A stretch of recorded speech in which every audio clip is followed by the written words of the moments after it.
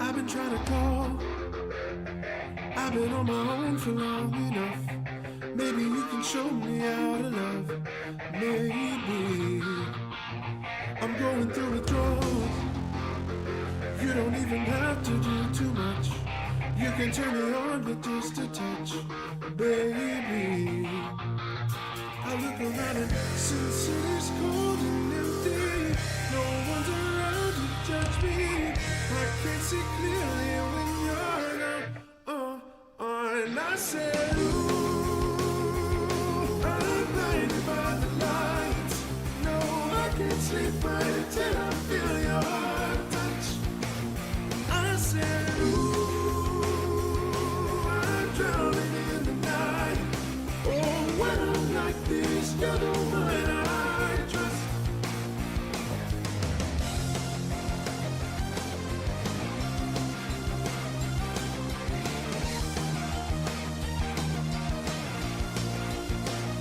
I'm running out of time, 'cause I can see the sun light up the sky. So I hit the road in overdrive, baby. Hit the road in overdrive. The city's cold and empty. No one's around to judge me. I can't see clearly when you're gone. And I said, ooh, I'm blinded by the lights. No, I can't sleep until I feel your touch. I said, ooh, I'm drowning in the night. Oh, when I'm like this, you're the one I trust. I'm coming back to let you know I can never say it on the phone. But whenever let it go, this time I said, ooh, I'm blinded by the lights. No, I can't sleep until I feel your touch.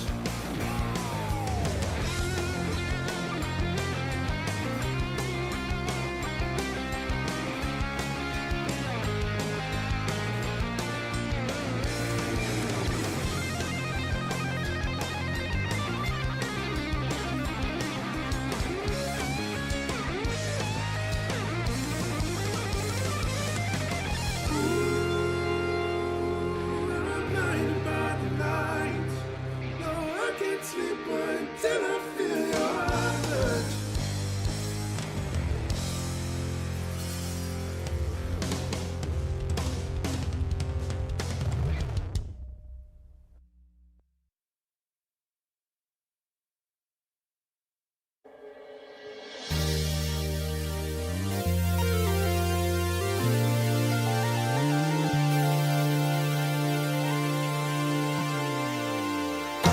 Feel free to be whoever you wanna be. Feel free to dance, feel free to sing, just feel free. Feels like the world is picking on ya. Feels like it's picking on me. Oh,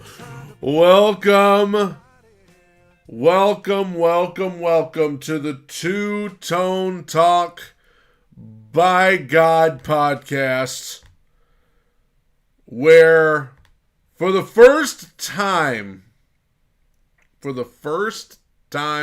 since November of 2022, it is Victory Monday. It is Victory Monday indeed. Episode 37, and the Tennessee Titans have defeated the LA Chargers in the home opener in Nashville by a score of 27-24 in overtime on a game winner from Nick Folk. Thank God for Nick Folk. Oh my God. We finally have a kicker. And the Titans wash away, for at least now, the stench and the filth of that Week 1 loss to the New Orleans Saints. Things are feeling much better this week as the Titans beat the Chargers. Welcome to the Two Tone Talk podcast. I'm your host, Brad Steele. If you're watching on YouTube or if you're listening on Spotify, SoundCloud, or anywhere else, thank you guys for listening and or watching. Please go subscribe on YouTube. Please go follow me on Twitter, X, at Two Tone Talk. Let's talk about yesterday. Something we did not want to do at all last week, but we want to today. The Titans, after losing 8 straight regular season games, finally get that win over the Chargers yesterday in a game that very few people picked them to win at all. They matched yesterday the season high in points last season. Their season high in points last year was against Green Bay on the last game they won on Thursday night, and it was 27 points. And they scored 27 points yesterday. They matched the season high. Titans, I'll just go ahead and be honest with you, okay? So let's talk about the game yesterday. We all know what happened in Week 1. We all watched the Saints game. I stand by what I said, and I'm sure you all do too. Ryan Tannehill was awful against the Saints. He was awful. He was in my opinion, he was the leading culprit. He was the leading cause behind why they lost to the Saints in Week 1. I stand by that today, and you do too, I'm sure.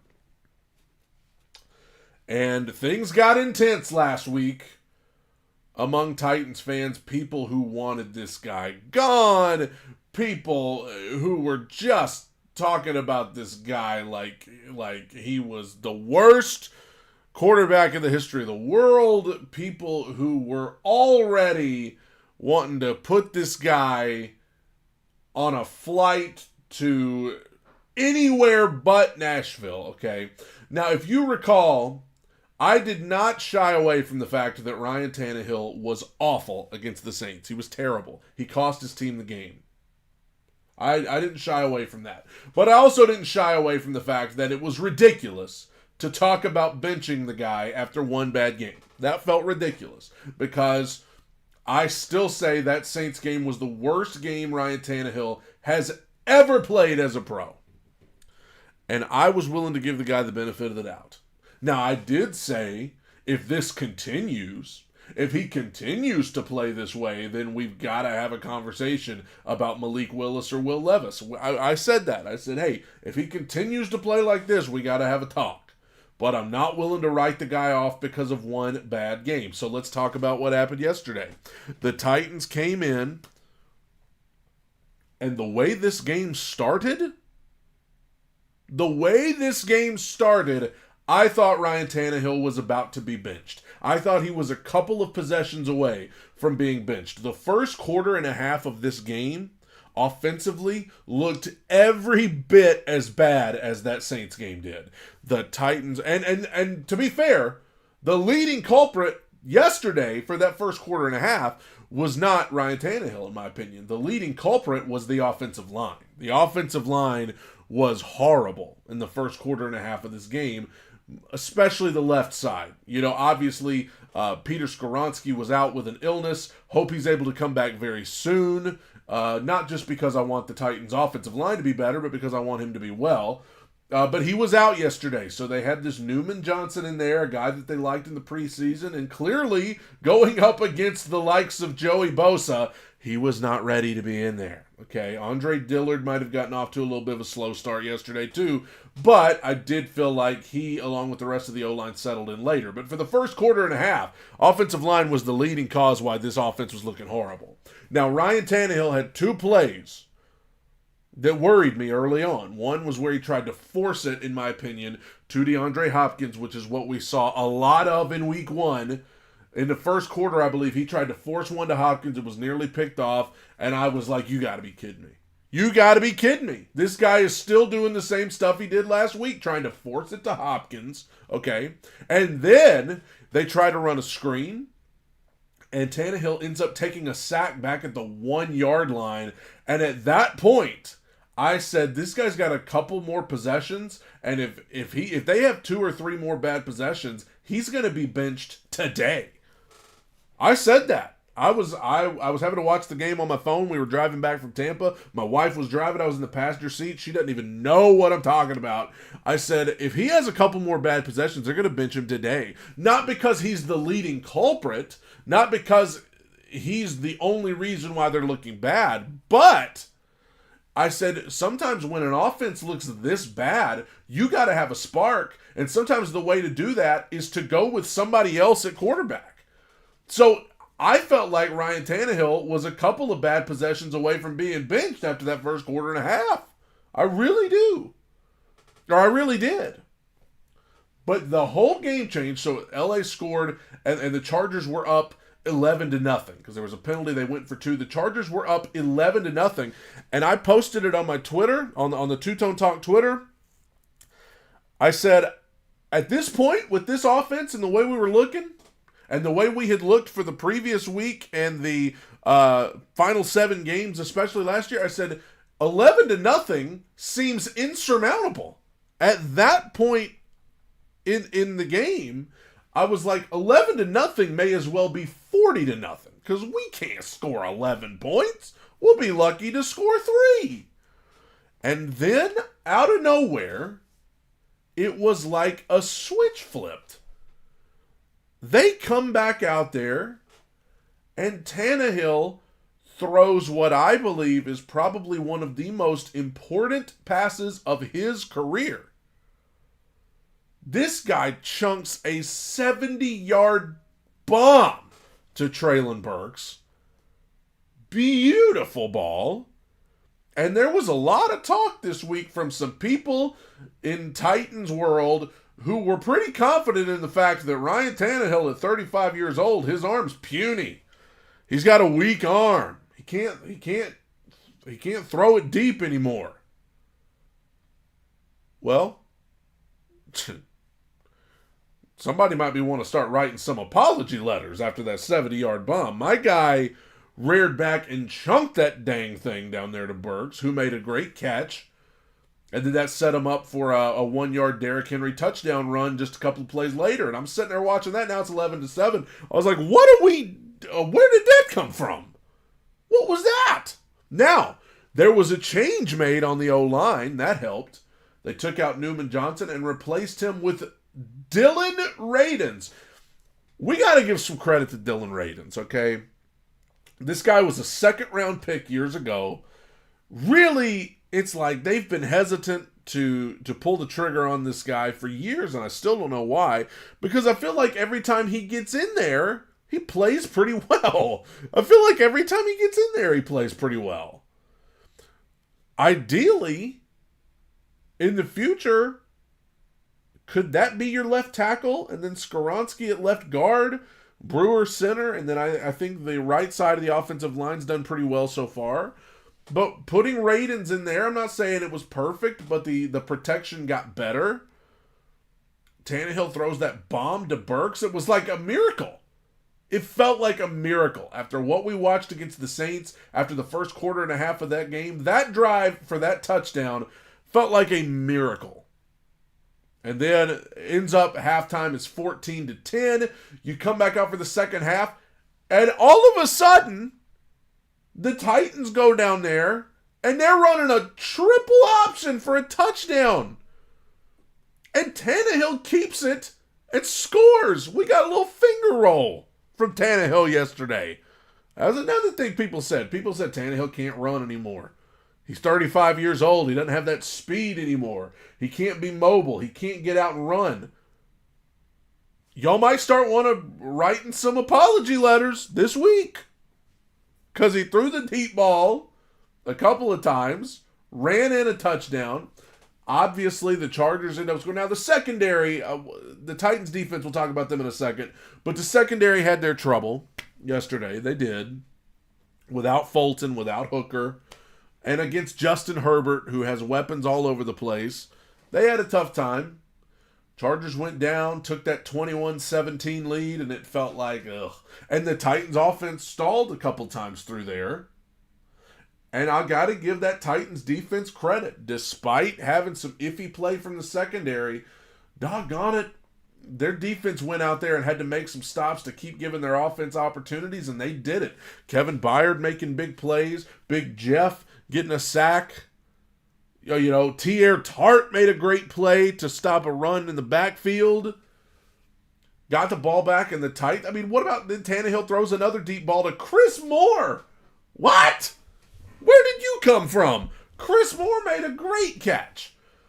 And ultimately, you Henry and Spears your way down there. Okonkwo, I think, got involved in there. And then it ends up being the touchdown to Nick Westbrook-Akine.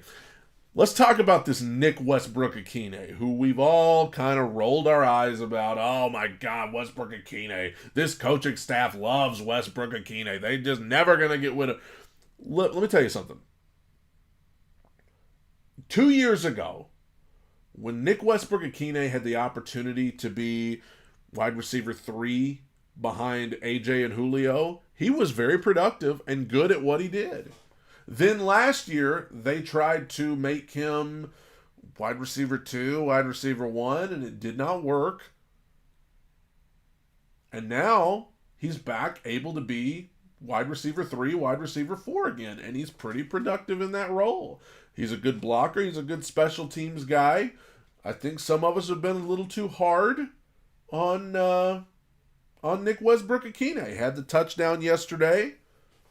And, he's going to have his opportunities down the line because defenses are going to pay attention to Hopkins before they are Westbrook-Akine. They're going to pay attention to Henry and Spears, and they're going to pay attention to Okonkwo, and they're going to pay attention to Burks.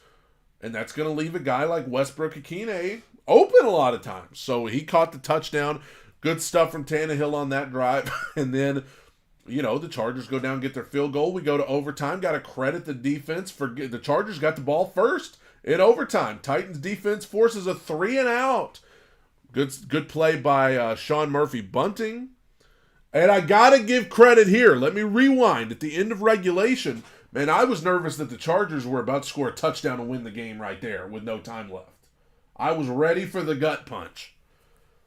And guess who emerged from the rubble and made the sack on Herbert to hold them to a field goal and force overtime?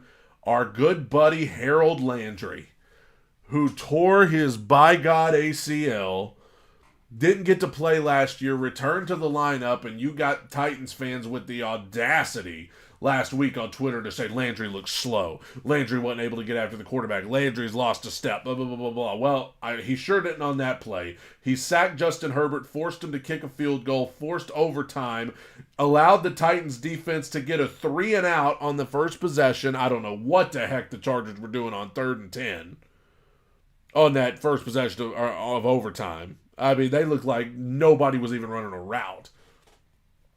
Get the ball back. And I'll tell you what, right now, Spears made some clutch runs. Henry had a clutch 3rd and 1. But the most clutch play, I thought, was Tannehill to Hopkins to get him into field goal range. Great throw, great catch. D-Hop, no flashy numbers yesterday, but he made some huge 3rd down conversions for this team on the touchdown drive where he threw the touchdown to Westbrook-Akine. And then this throw to Hopkins. I mean, some huge 3rd down conversions. And then it leads to Nick Folk in the rain, kicking that game-winning, I think, 43-yarder to give the Titans the win in overtime. I think that this felt like a team win. If you wanted to pick a player of the game, I don't know. It felt like a team win. Henry contributed. Spears, a big-time contributor. Okonkwo made some nice plays. Westbrook-Akine, Moore, Burks, D-Hop, Tannehill, the O-line getting it together. Once Radens got in there, it wasn't perfect, but they settled in much like they did against the Saints. It got better defensively. I saw Byard in there making big-time plays. Big Jeff, Danico Autry, Harold Landry. I saw T.R. Tart making big plays. I saw Azeez Al-Shaair all over the field.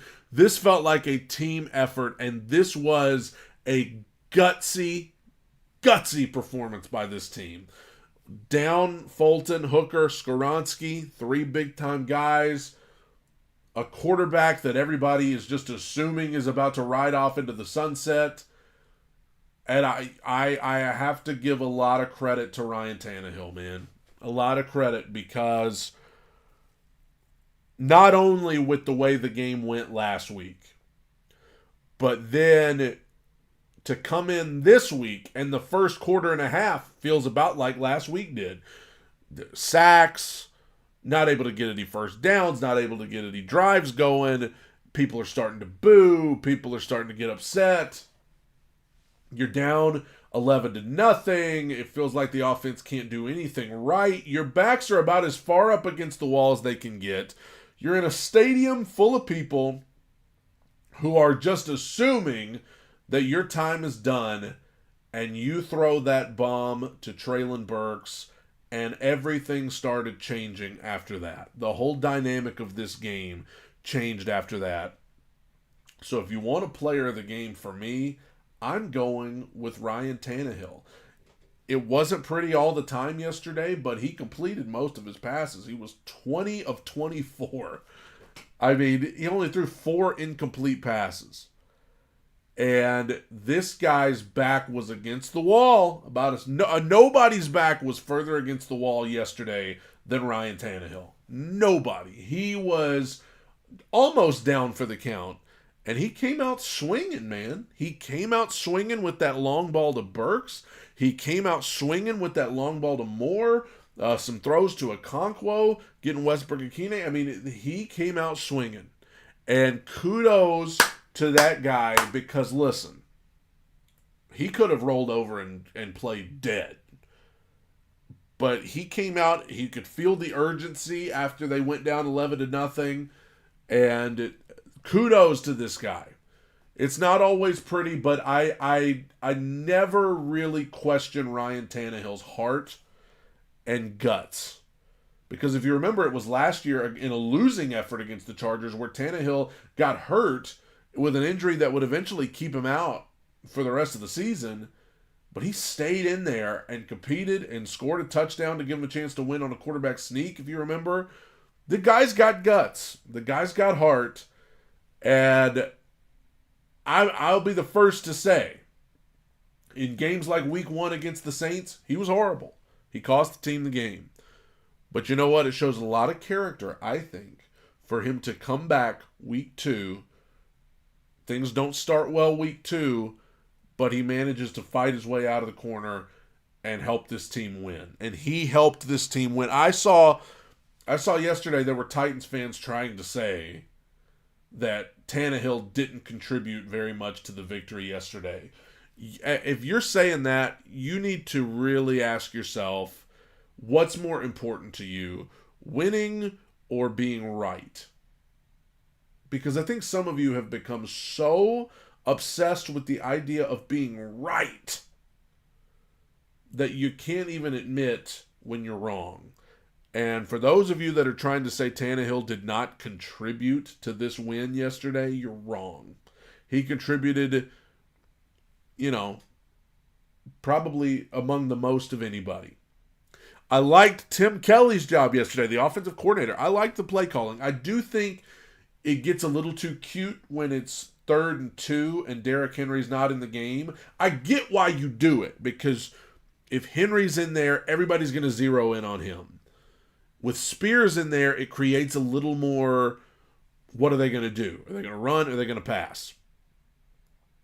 So I get why you do it, but I do think it can get a little cute sometimes. Sometimes, like on 3rd and 1 in overtime, they didn't have Henry in the game. Chargers call timeout, and then they put Henry in. It's like, yeah, don't get too cute. Like, sometimes you just put the big man in and get a yard. Like, come on now. Don't overthink that. But other than that, I think Tim Kelly, like this offense, the scheme, Paul Kaharski tweeted about this today. It all comes down to protection yesterday. When the offensive line protected and gave time, this offense looked good. It looked good. When the offensive line couldn't protect, that's when you started getting your 3 and outs. That's when you started getting your disasters. Offensive line's a big part of it. And I think putting Radens in for Newman Johnson, that helped. And I think, of course, getting Skoronski back is, of course, going to help because he looked really good in week 1. But I like Tim Kelly, and I like what he did yesterday. Like I said, defensively, secondary struggled sometimes, but you got to keep in mind they're without Fulton and Hooker, and they're going against Justin Herbert, who's pretty darn good. And he's got weapons all over the field. Like the Chargers are one of those teams, they're going to score points. They're going to score points, they're going to get yards, they're going to have chunk plays because of, it's Justin Herbert and it's Keenan Allen and it's those weapons that they have. They're going to score points. And I can't believe that the Titans were able to score more points. Kudos to them. And I hope this is the beginning of something in Nashville where we can really turn it around, where we can build on that. Not just make it a flash in the pan, but let's come back and build on it next week and the next week and the next week. I'm thrilled with the win yesterday. And Mike Vrabel, you got to say this. We talked about last week. Vrabel's teams have a history of not performing very well in week one. But they also have a history of, after they perform poorly and everybody counts them out, man, they put the gloves on and come out swinging, and they will take anybody. Chiefs, Chargers, all of these high-powered offenses. Vrabel has a way of dragging all of these teams down into the mud with him and making them play the Titan style of game. I really thought the Titans somehow in a way managed to play a little bit of the Chargers style of game yesterday. Throwing the ball down the field, creative play calling. I thought, the Titans kind of rose to where the Chargers were yesterday. So, thank God the Titans won. Like, come on, we're sick of losing. And as Dylan said in the YouTube chat, 23 wins as an underdog under Mike Vrabel since 2018. Vrabel thrives being an underdog. So, I'm excited. I hope this week we can get Fulton and Hooker back. I hope that we get Skoronski back. And I hope we're able to build on this, man, because I think that, it's only week 2, and I know week 2 is early to say this, but this already kind of felt like a turning point to me, because not just to, you come off of last season where your offense was hilariously bad. Then you come in with a new GM and a new offensive coordinator and DeAndre Hopkins and a revamped O-line, and then week 1 against the Saints, you look just as bad. And you have fans falling apart over it, rightfully so. Then you have a quarter and a half in week 2 where it looks bad again. And that long throw to Burks, you could look at that and say, that could be a turning point. That could be a turning point for the whole thing, because it was still going downhill for the first quarter and a half. And then that throw turned everything around. Huge play, huge moment in the game, and a lot of different guys stepped up yesterday to make this win happen on both sides of the ball, and obviously on special teams too. Thank God, as I said earlier, Nick Folk. We have a kicker that can make kicks, and a clutch kick, by the way, in the rain. A 43-yarder, I think. So, it wasn't a total chip shot. And, kudos to him. Glad that we were able to trade that 7th rounder and get him. I think it was worth it by far, as we've already seen. And, feels good to win. I think we kind of all forgot. What it was like to win. And as Luke said in the chat, Tannehill lives to fight another day. And that's kind of what he does, man. He lives to fight another day. And, I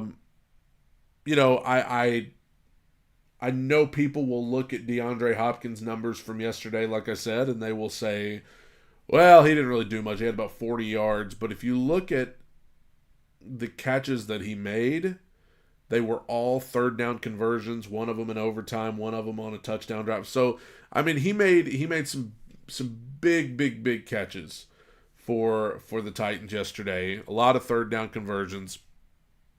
So, Stanley Wilson in the chat says Tannehill needs to start throwing the ball away instead of taking some of those sacks.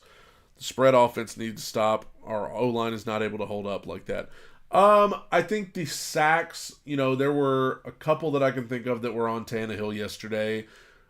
The first drive, when they went for it on fourth down, that one was not on Tannehill. That was the left guard just watched a guy run right by him, and Tannehill had about 0.2 seconds before he was sacked. That was how the day started for the Titans offense. As far as the spread offense, I think that the Titans O-line is probably not as bad as people think it is. I think that especially the right side has been pretty good. I think we got to get Skoronski back at left guard. I think he played great week one. Aaron Brewer's held up well at center. I think left tackle's obviously the weak spot with Dillard. And I think Dillard, listen, 10 billion times better than Dennis Daly, right? 10 billion times better than Dennis Daly. But I wouldn't mind down the line. We'll have to look at the tape over the next couple days. I'd like to see Radens get a shot at left tackle with Skoronski. That intrigues me. But yeah, it's just great to be happy today and talk about a win here on the Two Tone Talk podcast, because usually we're just sitting here talking about a loss. Let's talk about some other stuff that happened yesterday. Obviously, there are two more games going on tonight, the Monday night doubleheader. Let's go back to Thursday night, because I haven't gotten to talk about this. Eagles over the Vikings. Everybody's talking about the Eagles don't look good. I think that the Eagles, I don't worry about the Eagles. But I will say this. Don't think I missed the other night on the Eagles-Vikings Thursday nighter. Don't think I missed the fact that the Eagles were up by 2 possessions in the fourth quarter, cruising toward a victory, and our old buddy A.J. Brown is on the sideline throwing a tantrum because he's not getting the ball enough. Don't think I missed that. That was... Come on, bro. If winning's the most important thing, then, you're about to win. And that should be enough. And you're over there mad because, whatever. I'm not going to get into it. I got in trouble last time. Eagles beat the Vikings. Vikings are fortunate that they were even able to hang in this game. Their defense is horrible. And outside of Justin Jefferson, the Vikings look like they are in total disarray. I had the Vikings as a team taking a step back this year. They may be taking a further step back than I even thought. And the Eagles, they're 2-0 and everybody's acting like they're 0-2.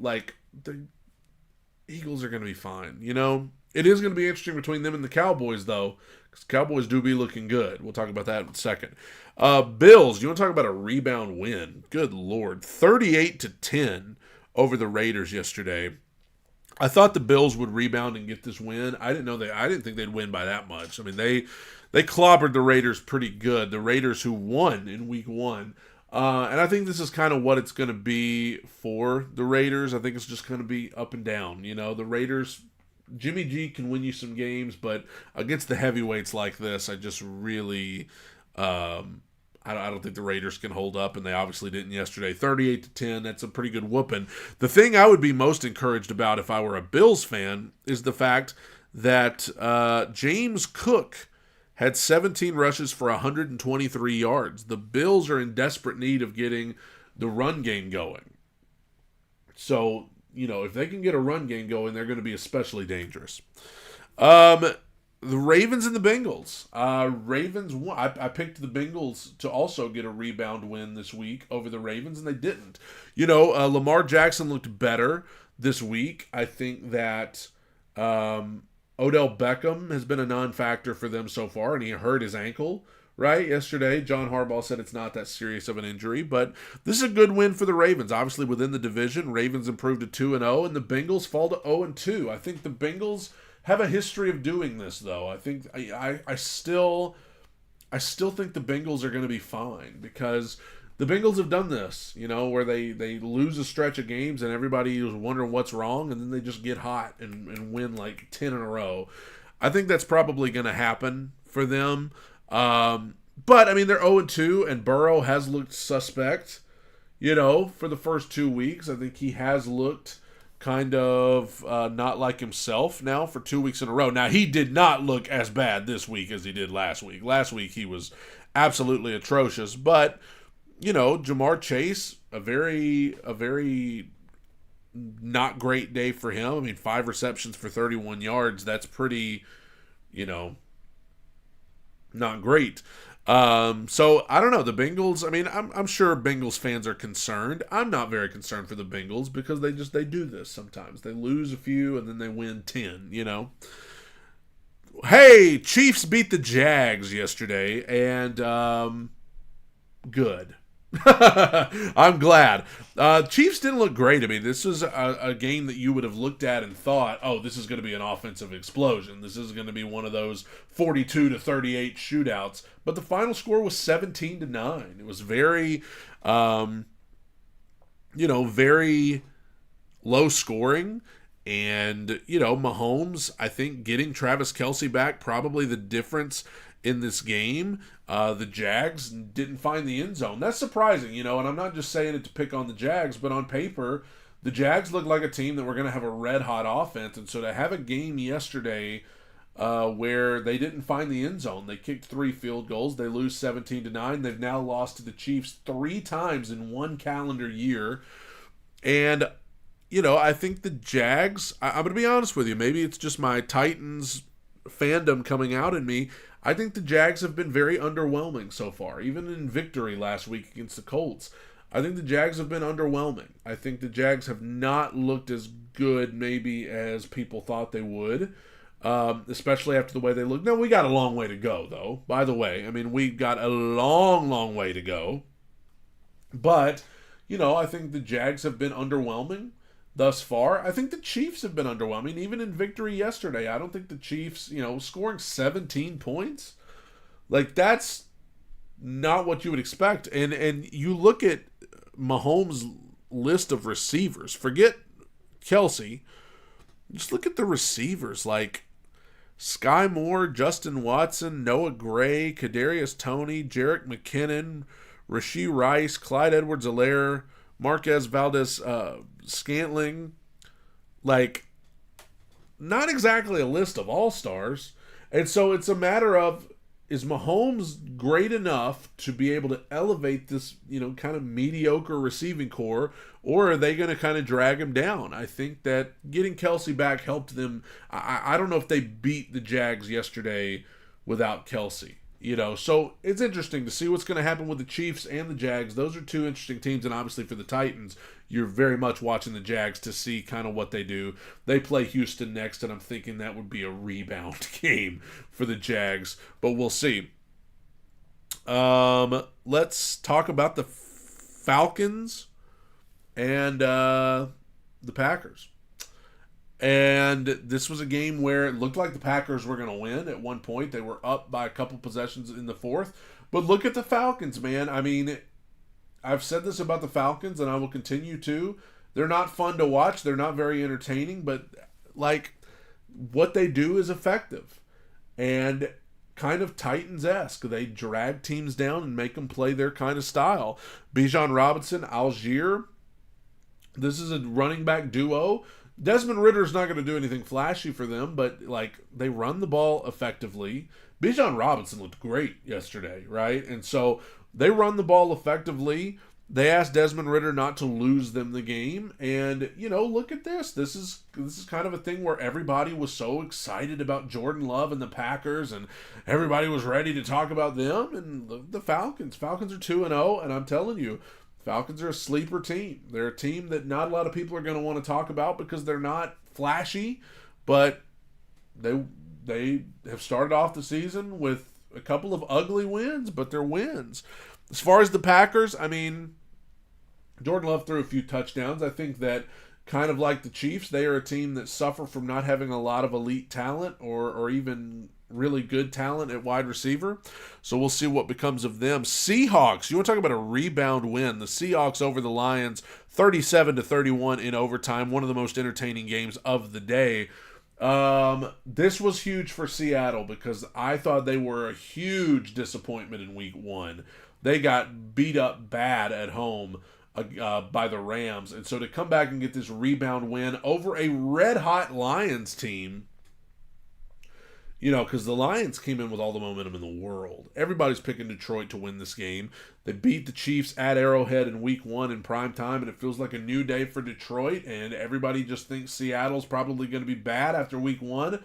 Hey, this is why they don't play the game on paper. This is why they play the game on grass, to see what actually happens. And the Seahawks, big win. Geno looked good, and this was a real big turnaround for Seattle. They needed this, because they were very disappointing in week one. They come back week two, get the win. As for the Lions, I think it's just one of those things where, I think the Lions played well.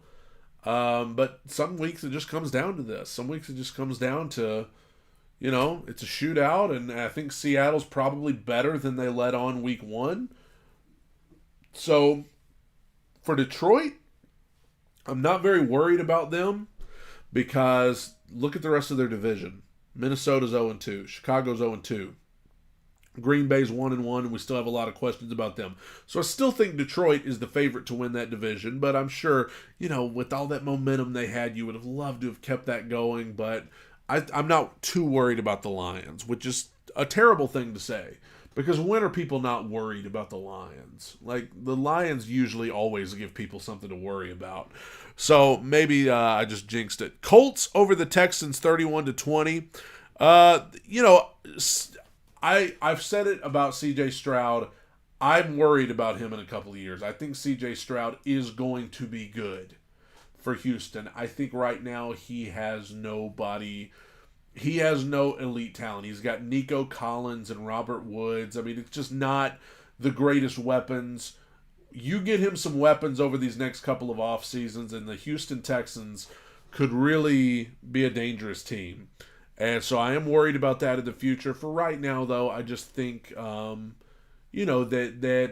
he's got to have some help. But he still has the most upside of these rookie quarterbacks. Speaking of rookie quarterbacks, Anthony Richardson for the Indianapolis Colts in victory yesterday got hurt early on in this game. If you remember last week, Trevor Lawrence told Anthony Richardson, you're going to have to take better care of yourself. And boy, is Anthony Richardson already learning that lesson. He's got a pretty severe concussion. I would expect him to miss this upcoming game. I think he will be back by the time they play the Titans in week 5. But, they still beat Houston. Indianapolis probably got one of the better backups in the league in Gardner Minshew. So, I think the Texans are just... They've got a lot of hope going forward because of Stroud, but I think the Texans are just a bad team right now still as a whole. And so it's going to take some time to rebuild that. As far as the Colts, I think hard to gauge Anthony Richardson yesterday because he got hurt pretty early on in the game. But, they seem to have high hopes for Richardson, but they're kind of suffering from the same thing. The Colts don't have the most talent on the field offensively to help out their rookie quarterback. But the Colts got the win yesterday. I figured the Colts probably better than Houston. The Bucks beat the Bears 27-17. I got to give credit to the Bucks. On paper, you come in thinking the Bucks are probably going to be a top 5 pick in the draft. But listen, this Baker Mayfield and the Tampa Bay Buccaneers, they are 2-0. They have come out swinging. And I love it. I love it. The Bucks, everybody thought they were going to be a joke. And they've come out swinging. Mayfield's looking good. Hey, I don't know if they can last, but for right now, hey, they played the Vikings and the Bears. The Vikings and the Bears in their first 2 games. You could start off with 2 a lot harder teams, but hey, 2-0 is 2-0. Credit to them. We'll see how long they can keep it up, but Mike Evans had a big day for the Bucks yesterday. Let's talk about the Bears. You remember in that preseason game, the Titans played the Bears, and Justin Fields threw a couple of screen passes, and all of the NFL media just had a field day. Oh, a Fields day, I should say. Oh, Justin Fields, he is QB1. Oh, my God, he's going to be great. Oh, this connection with him and DJ Moore is going to be incredible. Chicago's going to win that division. They're going to be a threat in the NFC. Oh, Chicago. Oh, my gosh. It's a perfect example of why you just can't trust any NFL media people, because they just take stuff and run with it. They just take stuff and run with it. He threw a couple of screen passes, and so on paper it was like, oh, Justin Fields completed 3 passes for 2 touchdowns. He's going to be great.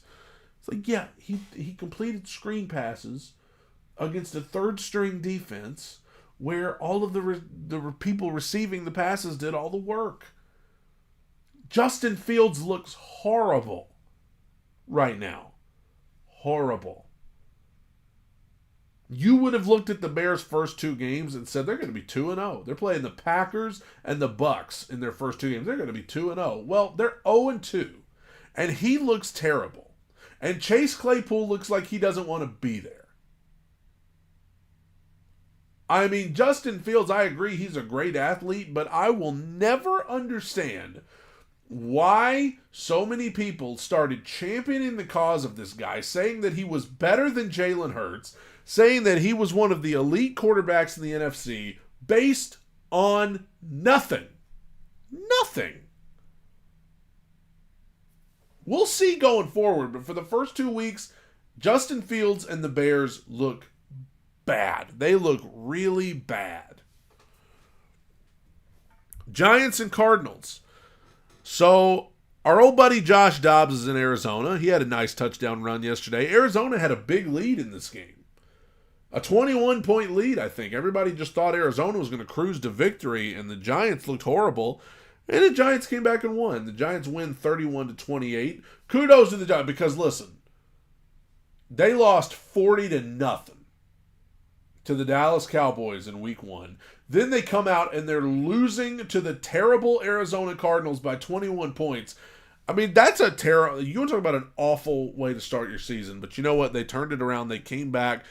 Like we said about the Titans, the Giants' backs were against the wall, and they came out swinging, and they lived to fight another day. The Giants beat the Cardinals 31-28. This was a huge win for the Giants because it was about to start looking bad for them. But they get the win. I'm still not a big believer in the Giants, but kudos to them. Brian Daboll is a great coach. Kind of reminds me of Vrabel a lot. He's a great coach, and that to me is the best thing the Giants bring to the table. Saquon Barkley appeared to get hurt yesterday, so keep an eye on that. 49ers Rams. 49ers beat the Rams 30-23. The 49ers still looking good. Purdy with all those weapons looking really good. And look out. Look out for the 49ers. I think they are right now. I had them in my 32-1 power rankings that I do now every Friday. I had them at number 1 this past week, and there's a reason. I just think they look like they're the most stable. They look like they're the most the team that you can believe in the most through these first 2 weeks. The Rams, I think the Rams are probably better than people thought they would be. I mean, they whooped up on Seattle week 1. They hung in there with San Francisco. I don't think the Rams are a playoff team, but I mean, they still have, they won the Super Bowl a couple years ago. So, I mean, Sean McVay, Matthew Stafford, they're not a team you can, if you've got the Rams on the schedule, you can't sleep on them. But the Niners got the big win. They're 2-0. Jets, Cowboys. I mean, just the Jets, as we said, they felt good after beating Buffalo in that Monday Nighter, but they can't make any noise with Zach Wilson. They have a great defense. They have weapons all over the place on offense, but without Aaron Rodgers and with Zach Wilson, it's just not going to happen. It's not going to work. They're not going to make any noise. And I know people say it's better to have Zach Wilson than to go get some free agent quarterback, but at this point, I'd be willing to try. I would also be willing to call up a team like Indianapolis and see what they want for a guy like Gardner Minshew at this point. But the Jets took one on the chin, 30-10, and the Dallas Cowboys 2-0. They look great. They've whooped up on their first 2 opponents, and we'll see. But the Cowboys, as much as I can't stand them, they look awesome. And so you gotta keep an eye out for that. I had them as a top 5 team the other day, and we'll see where they land this next week. But they look great. One of the most entertaining games of the day, Commanders over the Broncos, 35-33. Russell Wilson chunks the Hail Mary down there. scores touchdown, but then they can't convert the 2-point play. Washington gets the win, and now the Commanders are 2-0. Look at the NFC East, man. They're looking like the NFC Beast again. Eagles 2-0, Cowboys 2-0, Commanders 2-0, and then you got the Giants at 1-1. That's another reason it was huge that the Giants were able to win, because you don't want to be 0-2 in this division for sure. But the Commanders, I've said it time and time again, sleeper team, a team that, has an offense that has come to life. I think they've got some underrated talent there, and the Commanders just feel like a team that are going to sneak up on some people this year. So, the Commanders beat the Broncos. The Broncos now 0-2, and they almost won, but the Broncos still feel kind of out of whack to me. With Russell Wilson, it still just feels like it's not a good fit, and we'll see. But the Commanders over the Broncos, and then last night, the Dolphins and the Patriots. Dolphins get the 24-17 win. Belichick without Brady, man. First 0-2 start since 2001 for the Patriots. Dolphins, I don't know how, coming into this season in the AFC East, everybody was so excited about Rodgers and the Jets, and of course Allen and the Bills, that everybody just kind of didn't talk much about the Dolphins. The Dolphins are 2-0 and they look great. Tua looks great. It's going to, as I've said before, it's going to come down to Tua's health. Can he stay healthy? Because that's where it all went south last year. They looked great last year until he got hurt, and then things just kind of went off a cliff. If he can stay healthy, I don't want nothing to do with the Dolphins, okay? They got so much speed. Tyreek Hill's like uncoverable. They ran the ball well last night. And as for the Patriots, I still think it's going to be a long year for them.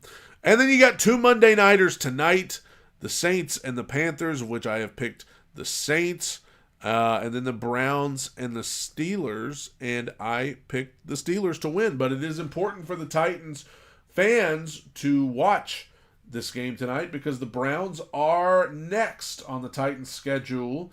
And so let's see what the Browns do against the Steelers tonight. Obviously, they whooped up on the Bengals last week, so let's see what happens against Pittsburgh.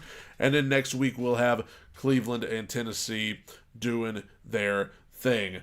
Two-Tone Talk podcast on a victory by God Monday. The Titans beat the Chargers. We're staying way too high on the wins, way too low on the losses on the Two-Tone Talk podcast. Appreciate you guys tuning in. I will be back Friday with my second annual 32-1.